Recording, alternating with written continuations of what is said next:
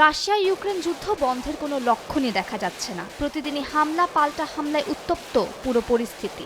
শনিবার ইউক্রেনের লুহান্স্ক অঞ্চলের নাদিয়া গ্রাম দখলে দাবি করেছে রুশ সেনাবাহিনী। এদিন ইউক্রেনের কিয়েভ, ব্রিয়ান্স্ক, কুর্স্ক ও চেরনিহিভে হামলা চালিয়েছে রাশিয়া। জবাবে দনবাসে একটি বেসামরিক গাড়িতে ড্রোন হামলা চালিয়েছে কিয়েভ। এই ঘটনায় একজন সাংবাদিক সহ বেশ কয়েকজন হতাহত হয়েছেন।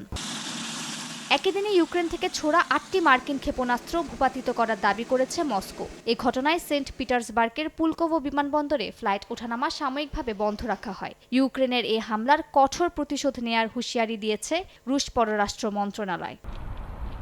ইউক্রেনের ড্রোন হামলা থেকে বাঁচতে বৃহত্তম সার্চ ইঞ্জিন ইয়ান্ডেক্সকে বৃহত্তম তেল শোধনাগারের মানচিত্র এবং ছবি লুকিয়ে ফেলার নির্দেশনা দিয়েছে মস্কোর এক আদালত। এদিকে মার্কিন পররাষ্ট্রমন্ত্রী অ্যান্টনি ব্লিংকেন এক সাক্ষাৎকারে জানান, রাশিয়াকে ইউক্রেনের বিরুদ্ধে পারমাণবিক অস্ত্র ব্যবহার করা থেকে বিরত রাখতে চীন ভূমিকা রাখছে বলে মনে করেন তিনি।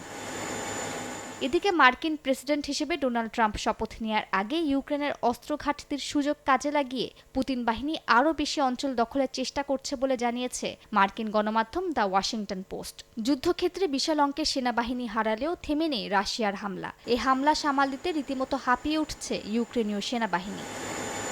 রাশিয়া দোনেৎস্কের প্রায় ৪,১৬৮ বর্গ কিলোমিটার জায়গা নিজেদের দখলে নিতে সক্ষম হয়েছে। তবে এর বিনিময়ে প্রায় ৪,৩০,০০০ রুশ সেনা হতাহত হয়েছে বলে জানিয়েছে কাতার ভিত্তিক গণমাধ্যম আল জাজিরা। প্রতিবেদনে আরও জানানো হয়, ক্ষয়ক্ষতির পরিমাণ ছিল দিনে ১,১৮০ জন, কিন্তু হতাহতের সংখ্যা বছরের শেষ দিকে উল্লেখযোগ্যভাবে বেড়েছে। মালিহা সুহরাওয়ার্দী, সময় সংবাদ।